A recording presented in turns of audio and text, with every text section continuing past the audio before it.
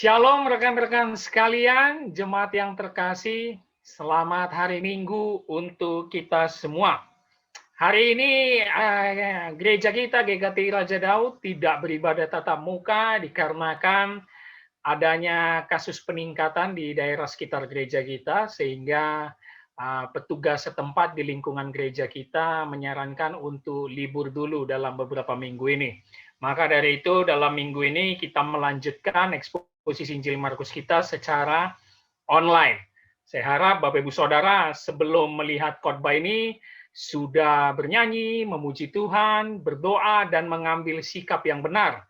Walaupun kita beribadah dari rumah, kiranya dengan sikap yang takut dan gentar, jangan main-main untuk belajar dan mendengarkan firman Tuhan. Oke, hari ini kita akan melanjutkan eksposisi Injil Markus kita. Markus pasal 4 ayat 30 sampai 34, dan kita akan menyelesaikan pengajaran Tuhan Yesus tentang perumpamaan. Cukup panjang ya, kita ada sebulan lebih belajar perumpamaan, dan akan berhenti di sini. Mari buka Alkitab kita dari Markus pasal 4 ayat 30 sampai 34. Seperti khotbah saya minggu lalu, bagian ini adalah kelanjutan dari perumpamaan benih yang tumbuh, ayat 26 sampai 29 di atasnya, di mana Tuhan Yesus mengajarkan kepada banyak orang, ya, kepada publik, bahwa kerajaan Allah adalah bagaikan benih yang ditabur dan tumbuh dengan sendirinya tanpa kita ketahui. Dan akan tiba musim tuaian, yang artinya akan ada juga penghakiman bagi orang-orang yang tidak menghasilkan buah.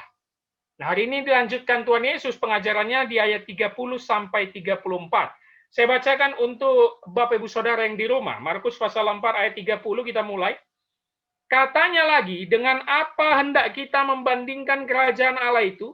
Atau dengan perumpamaan manakah hendaknya kita menggambarkannya? Perhatikan kalimat awal di ayat 30 ini, Bapak Ibu Saudara.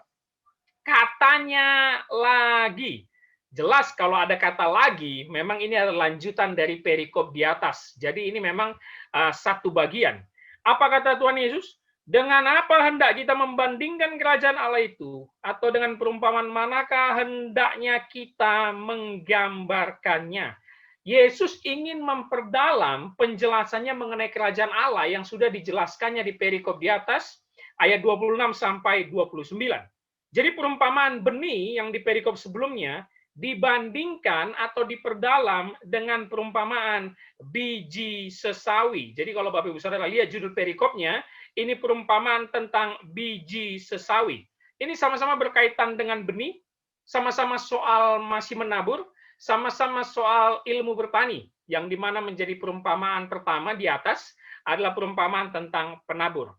Sekali lagi saya ingatkan, konteks ini Yesus masih berbicara kepada banyak orang secara publik dan ingin menggambarkan kerajaan Allah, mulai dari benih yang tumbuh di ayat 26 sampai 29, dan sekarang diperdalam atau dibandingkannya dengan biji sesawi. Itu ayat 30, Bapak Ibu Saudara. Kita masuk lagi ke konteksnya ya.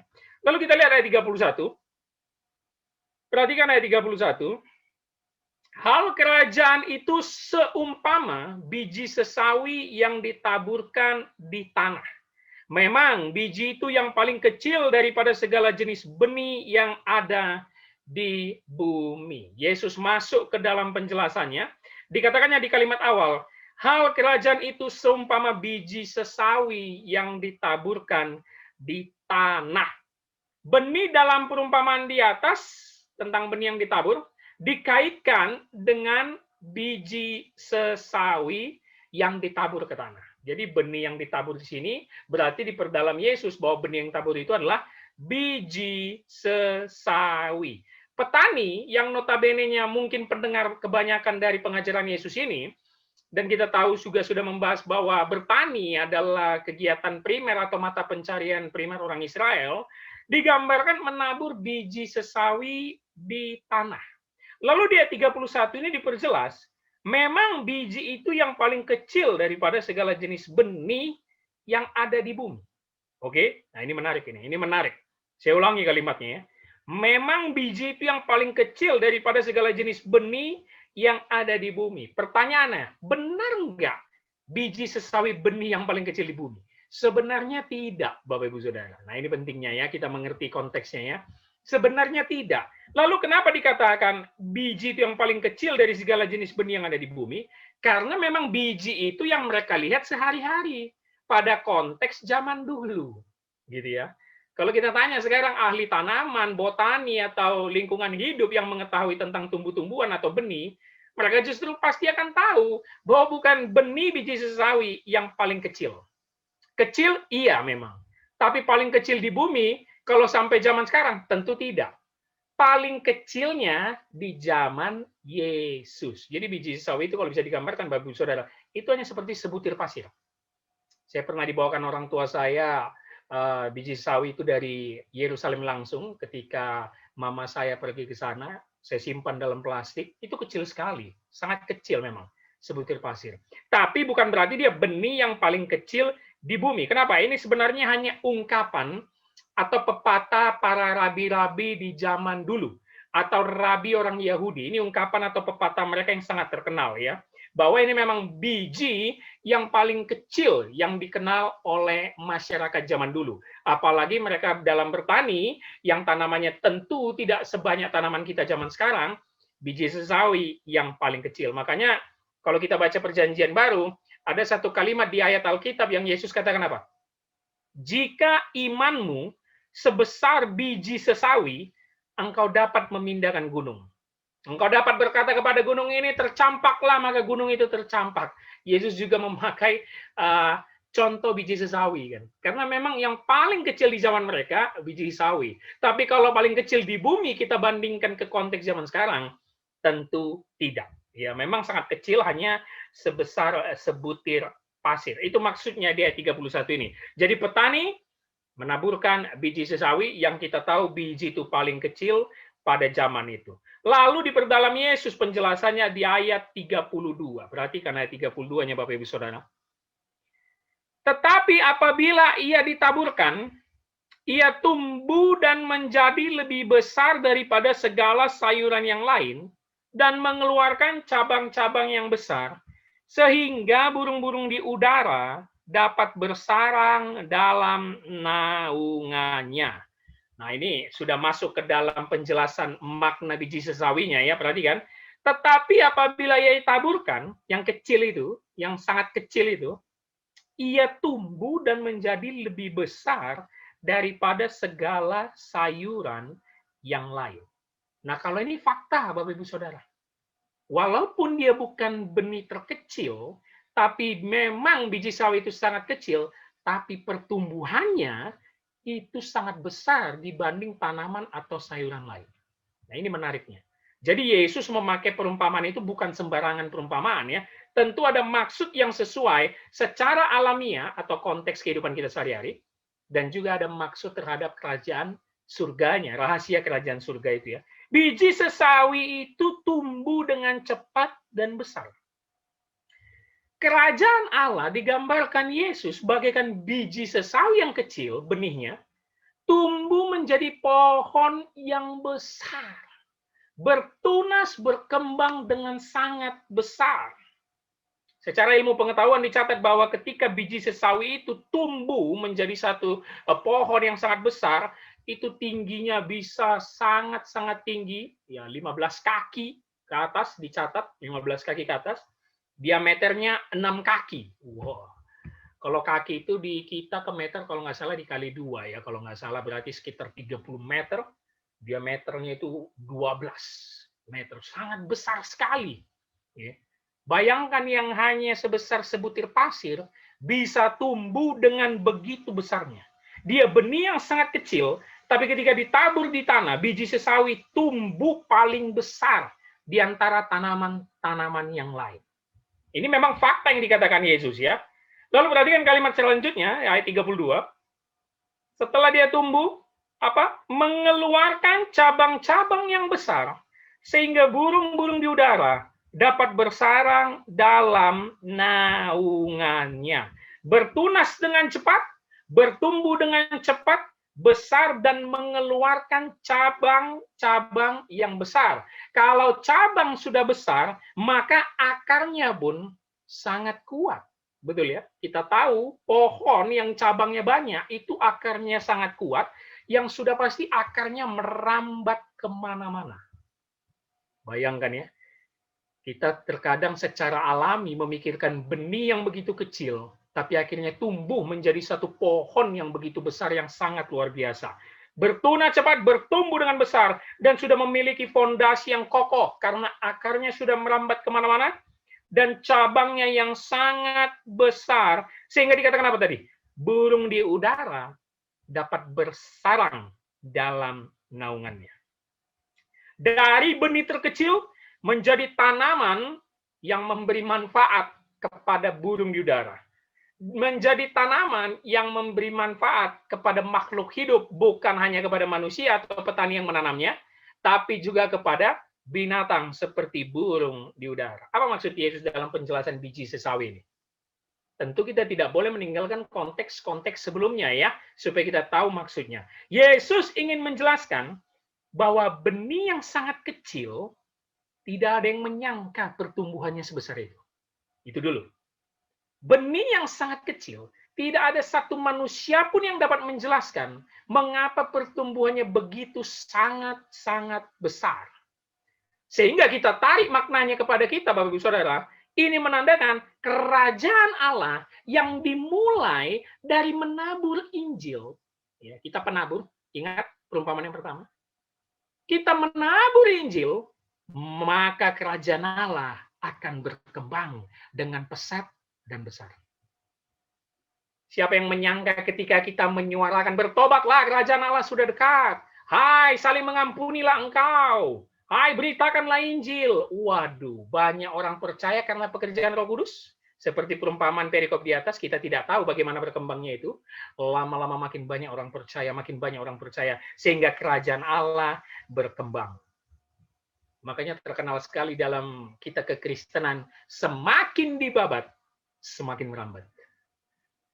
Saya selalu bilang dalam pengajaran saya atau kepada rekan-rekan saya ya, Kristen itu harus minoritas.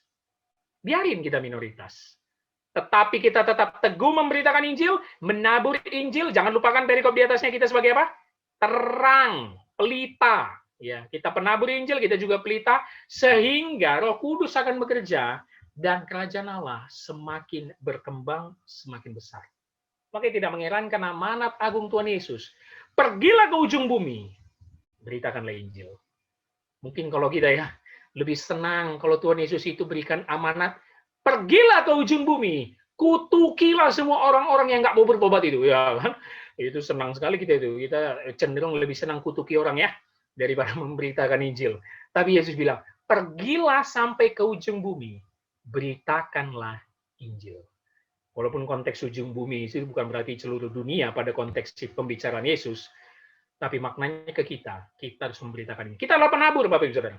Kita adalah pelita, kita terang menampilkan karakter Kristus, terang cahaya Kristus, supaya banyak orang bertobat dan mengerti apa kerajaan Allah. Inilah maksud dari perumpamaan biji sawi, bahwa ini berkaitan dengan pertumbuhan Injil dan gereja di seluruh dunia. Yang menarik adalah kalimat, perhatikan kalimat, burung-burung di udara dapat bersarang dalam naungannya. Apa maksud Yesus menjelaskan ini? Ternyata ini adalah penggenapan nubuatan dari perjanjian lama ya. Kita sudah bahas dari Markus pasal 1. Markus ini sering sekali mengambil konteks dari perjanjian lama dikutip oleh Yesus sebagai penggenapan dari nubuatannya. Burung-burung di udara dapat bersarang dalam naungannya. Ini sebenarnya ingin menjelaskan yang sudah tertulis dalam Yehezkiel pasal 17. Yehezkiel pasal 17 ayat 23. Bapak Ibu Saudara bisa mencatat dan menandainya, saya akan bacakan. Yehezkiel pasal 17 ayat 23. Di atas gunung Israel yang tinggi akan kutanam dia, agar ia bercabang-cabang dan berbuah, dan menjadi pohon aras yang hebat. Segala macam burung dan yang berbulu bersayap tinggal di bawahnya. Mereka bernaung di bawah cabang-cabangnya. Kalimatnya hampir sama betul ya. Memang ini terambil dari Yehezkiel 17 ayat 23. Lalu apa maksud Yesus mengambil itu dan mengatakan burung-burung itu dapat bersarang ya? Ini burung-burung yang mewakili bangsa-bangsa lain. Karena konteks Yehezkiel 17 juga berbicara seperti itu, ya. Kerajaan Allah yang sudah tumbuh semakin besar itu bukan hanya dipenuhi oleh orang Israel, bukan hanya dipenuhi oleh orang Kristen yang percaya kepada Yesus.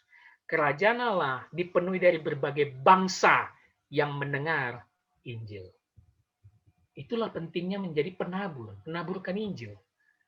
Karena ternyata di sini Yesus menjelaskan, hei kalian orang Yahudi Israel, kalian jangan sombong. Kalian ini punya kesombongan rohani, mentang-mentang keturunan Abraham, kalian pikir kalian saja yang masuk dalam kerajaan Allah. Oh tidak. Sudah dinubuatkan oleh Nabi Yeskiel bahwa burung-burung yang bersarang itu menandakan apa? Yang masuk ke dalam kerajaan Allah itu adalah dari berbagai bangsa. Ya, dari berbagai bangsa. Maka itu goal kita, tujuan akhir kita sebagai penabur adalah benihnya bertumbuh, bertunas, berakar kuat, tumbuh besar, bercabang besar. Sehingga banyak orang yang dipilih Tuhan sejak dari kekekalan, entah suku, agama, ras manapun, datang kepada Yesus bertobat, dan dia akan masuk bersama kita dalam kerajaan Allah kelak. Nah, ini sangat penting ya, ini sangat penting. Maka itu kita harus betul-betul menyadari iman kita pertumbuhannya sampai mana ini. Apakah kita memang sudah memberitakan Injil, Bapak Ibu Saudara? Atau kerja kita hanya diam saja, diam saja, diam saja. Sehingga bangsa-bangsa atau teman-teman yang lain, atau bahkan orang-orang sekitar kita yang belum mengenal Yesus, tidak pernah kita injili. Waduh, jangan sampai itu terjadi. Ini menjadi tugas kita. Karena kita adalah penabur, kita adalah terang, pelita itu sendiri. Sehingga benih yang kita tabur, Roh Kudus akan bekerja dan menumbuhkan suatu hasil yang sangat besar, menandakan kerajaan Allah itu dipenuhi dari berbagai orang penjuru dunia yang sudah mendengar Injil. Tidak ada lain, tidak ada bukan lagi bahwa tugas kita adalah memberitakan Injil. Itu tidak bisa ditawar. No excuse. Ya. Dengan engkau sering sharing sama rekan-rekan, mau itu di kantor, mau itu di rumahmu, lingkunganmu, kosmu, kau sudah memberitakan Injil. Dengan engkau memberitahu makna kematian Yesus, siapa Yesus sebenarnya, dengan engkau memberitahukan salib Yesus Kristus, pengampunan Yesus dari kayu salib, engkau sudah memberitakan Injil. Jangan dipaksa. Kita sudah belajar kemarin bahwa mempertobatkan orang untuk percaya Yesus bukan tugas kita, tapi tugas kita menabur, memberitakan Injil. Ya, sehingga mereka nanti akan disentuh oleh Roh Kudus jika memang mereka umat pilihan Tuhan, bukan orang yang akan dihakimi, maka akan bertambah terus orang-orang yang mengenal kerajaan Allah. Itu sangat penting. Ya. Ada beberapa kemarin di Instagram ya, banyak yang memberitahu kepada saya, ada jawaban seorang pendeta bahwa dia bilang orang Kristen ini sombong, dia pikir hanya dia pemilik surga. Betul, tapi dilanjutkan dia dengan bilang dia nggak tahu bahwa banyak agama lain juga akan menghuni surga ini. Tunggu dulu. Kenapa bilangnya banyak agama lain bakal menghuni surga ini? Orang Kristen sombong. Saya tidak setuju jika dibilang dia kenal Yesus sih, tapi dia masih menjalankan agamanya yang lain itu loh, Bapak Pendeta. Lah, nggak bisa begitu dong. Kita percaya agama tidak menyelamatkan, betul. Tapi siapa yang menyelamatkan? Yesus Kristus, karena hanya dia jalan keselamatan. Tapi kalau kau mengenal Yesus, baca-baca Alkitab, tapi kau tidak beribadah, tidak dibaptis, dan masuk Kristen, sama saja bohong. Sama saja bohong dong. Tolong jangan ambil contoh si penjahat di sebelah Yesus, itu beda konteks, jangan diambil. Oh, dia di detik-detik akhir kok bertobat, dia bukan Kristen kok, dia bukan percaya Yesus kok, masuk surga. Jangan diambil satu contoh yang mewakili kesalahan-kesalahan penjelasan yang lain. Itu nggak cocok, ya, karena konteks penjahat di sebelah Yesus itu beda. Bagaimana mungkin engkau bilang kau percaya Yesus, tapi dalam menjalani hidupmu kau masih menjalani dengan agama lain?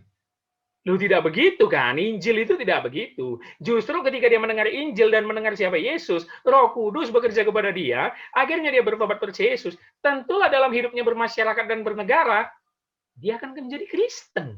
Sekali lagi saya bilang, memang bukan Kristen penghuni surga. Bukan. Akan banyak dari bangsa-bangsa lain. Saya percaya Yesus ada memilih orang-orang dari agama lain. Tapi tentu dalam pemilihan Yesus dari orang-orang agama lain di dunia ini, orang itu akan disentuh Roh Kudus, bertobat, percaya Yesus, di dalam bernegara dan bermasyarakatnya, ya tentulah menganut agama yang menyembah Yesus. Kristen. Kan begitu. Jangan terburu-buru bilang orang Kristen sombong, lalu bilang di surga itu semua agama ada kok nanti masuk surga. Lah, jangan begitu ya. Sering sekali teologi kita aneh-aneh juga ini ya. Memang hanya Yesus yang menyelamatkan, bukan agama. Itu penting. Lalu coba kita lanjut ayat 33-nya, Bapak Ibu Saudara. Dalam banyak perumpamaan yang semacam itu, ia memberitakan firman kepada mereka sesuai dengan pengertian mereka. Ternyata tadi ayat 32, Yesus sudah menutup penjelasannya, penjelasan perumpamannya, pengajaran perumpamannya tentang perumpamaan biji sesawi. Kita bisa bilang dia menutup karena ayat 33 yang sudah kita baca tidak ada lagi penjelasan tentang biji sesawi. Tapi dikatakan ayat 33 apa? Dalam banyak perumpamaan yang semacam itu, garis bawahi kalimat semacam itu. Berarti setelah perumpamaan biji sesawi, Yesus masih menjelaskan perumpamaan-perumpamaan lain yang tidak dicatat Markus. Oke? Yang tidak dicatat Markus. Kemungkinan besar Matius yang menjelaskannya lebih banyak. Makanya kalau kita baca Injil Matius, perumpamannya lebih banyak. Tapi Markus tidak mencatat. Tapi dia hanya berkata, yang semacam itu. Berarti akan ada perumpamaan-perumpamaan baru yang dijelaskan Yesus tentang kerajaan Allah. Kepada orang banyak, kepada publik. Bisa juga tentang perumpamaan masih tentang bertani, atau tentang benih yang ditabur, bisa juga. Tetapi Markus tidak mencatat, dia hanya bilang, dalam banyak perumpamaan yang semacam itu, apa lanjutannya? Ia memberitakan firman kepada mereka, sesuai dengan pengertian mereka. Yesus masih menjelaskan perumpamaan yang tidak dicatat Markus. Yesus masih mengajarkan tentang kerajaan Allah. Yesus memberitakan firman Tuhan lewat berbagai perumpamaan. Tapi perhatikan kalimat terakhir. Perhatikan kalimat terakhir. Sesuai pengertian mereka. Ini menarik. Ingat konteksnya, Yesus mengajar menjelaskan perumpamaan kepada publik. Oke? Bahwa tidak semua orang yang mendengar penjelasan Yesus itu mengerti apa yang Yesus maksud. Tidak semua orang di publik itu mengerti tentang kerajaan Allah lewat perumpamaan yang dijelaskan Yesus. Makanya berkali-kali di perikop di atas, soal perumpamaan yang sudah kita gali, Bapak Ibu Saudara, Yesus selalu menjelaskan satu kalimat penting. Apa itu? Hendaklah yang bertelinga mendengar. Itu penekanan penting. Karena bukan hanya mendengar, kau harus menanggap. Dan kalau memang engkau tidak mengetahui itu adalah ciri orang yang akan mendapat penghakiman. Kita sudah jelaskan itu di khotbah-khotbah sebelumnya.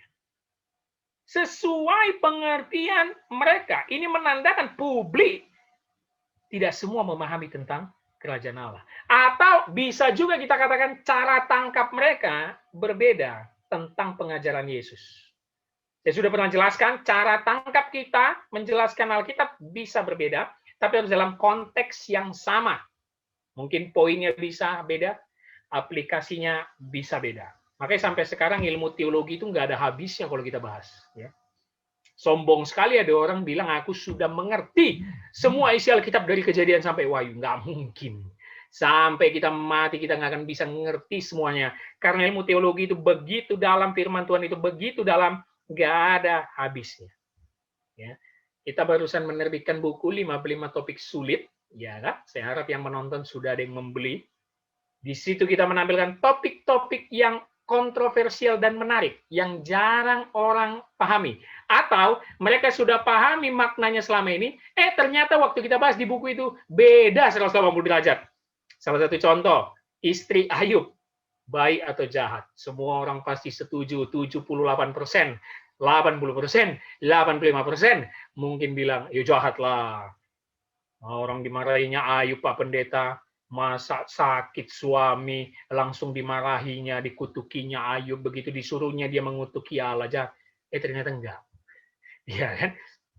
Ternyata dalam buku kita 55 topik sulit, istri Ayub setia dan baik hati. Kalau mau tahu penjelasannya nanti dibeli bukunya ya, 55 topik sulit. Begitu juga Lucifer, kita bahas di buku itu. Hampir semua orang Kristen, bukan hanya Indonesia, seluruh dunia yakin Lucifer itu ada dalam Alkitab yang dibuatkan Nabi Yesaya dan Nabi Yehezkiel. Ternyata setelah kita gali, kita kritisi, mengambil dari sumber kitab yang sangat lama seperti Septuaginta, Latin, Lucifer itu nggak ada gitu.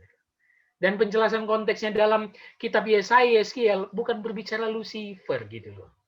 Tapi kita sibuk sekali menghubung-hubungkan Lucifer, chip 666. Waduh, ini juga vaksin berbahaya. Kita ini tanda-tanda kita akan bakal dijajah oleh Lucifer. Sudah ini buat kanal kitab. Gak ada. Penting kita belajar Alkitab supaya kita menanggapnya dengan serius. Maka tadi dikatakan sesuai pikiran mereka. Nggak ada habisnya ilmu teologi. Jadi penjelasan Yesus di sini terkhusus untuk murid-murid dan pengikutnya yang mengerti apa yang mau disampaikannya. Makanya ditutup di ayat 34, perhatikan Bapak Ibu Saudara. Dan tanpa perumpamaan, ia tidak berkata-kata kepada mereka. Siapa mereka di sini? Orang banyak. Orang tidak percaya. Orang yang hanya mengajar mujizat dan kesembuhan. Ahli Taurat dan orang Farisi. Koma, perhatikan kalimatnya. Tetapi kepada murid-muridnya, ia menguraikan segala sesuatu secara tersendiri. Luar biasa ya. Kepada orang banyak dia menjelaskan begitu banyak perumpamaan yang Markus tidak mencatatnya satu demi satu. Dan mereka juga tidak akan pernah mengerti itu. Tapi kepada murid-murid, 12 murid khususnya, pengikut-pengikutnya, mereka mendapat penjelasan langsung oleh Yesus. Sehingga ketika kita bahas dari perikop sebelumnya, orang yang tidak mengerti perumpamaan ini adalah orang-orang yang siap menerima penghakiman dari Allah. Tapi khusus kepada murid-murid, dikatakan apa tadi? Tetapi kepada murid-muridnya, ia menguraikan segala sesuatu secara tersendiri. Apa karunia terbesar dalam hidup kita? Kebenaran firman Tuhan. Apa karunia terbesar dalam hidup kita? Bukan engkau bisa buat mujizat, Bapak Ibu Saudara, bukan. Bukan kau bisa doakan orang sembuh, bukan. Doakan orang mati bangkit, bukan. Engkau mendapat rahasia kerajaan Allah. Itulah mujizat terbesar bagi orang percaya. Maka itu kalau ada orang ngakunya Kristen, malas baca Alkitab, nggak mau memahami firman Tuhan, nggak mau mengenal Yesus lebih dalam, sangat disayangkan. Dan perlu kau tanyakan sama dirimu, lewat penjelasan perumpamaan kita dalam eksposisi Injil Markus pasal 4 ini, jangan-jangan engkau bukan murid Yesus. Jangan-jangan engkau yang mendengar, tapi kau tidak menanggap dengan serius. Engkau tidak memakai telinga dengan benar, sehingga engkau adalah orang-orang yang harus dihakimi. Masih banyak orang-orang Kristen yang berkata, Alkitab itu hanya dongeng. Bagaimana mungkin Musa bisa laut merah? Bisa membelah laut merah? Itu dongeng, itu nggak masuk akal. Tongkat kok bisa belah laut merah, ya kan? Saya punya guru sejarah dulu dalam SMA. Waduh, ateis sekali. Dia bilang, masa sih Yesus naik ke surga terbang gitu disaksikan banyak orang? Kelihatan dong celana dalamnya. Waduh, Mak, ngeri sekali ini guru sejarah saya nih. Ini menista ini. Oh, mana mungkin ada orang bisa terbang dilihat gitu. Habis itu ditutup-tutupi awan, nggak kelihatan lagi. Waduh, saya dulu karena nggak tahu juga tentang Alkitab, nggak tahu teologi, ya saya diam aja ya. Tapi saya yakin zaman sekarang masih banyak gitu.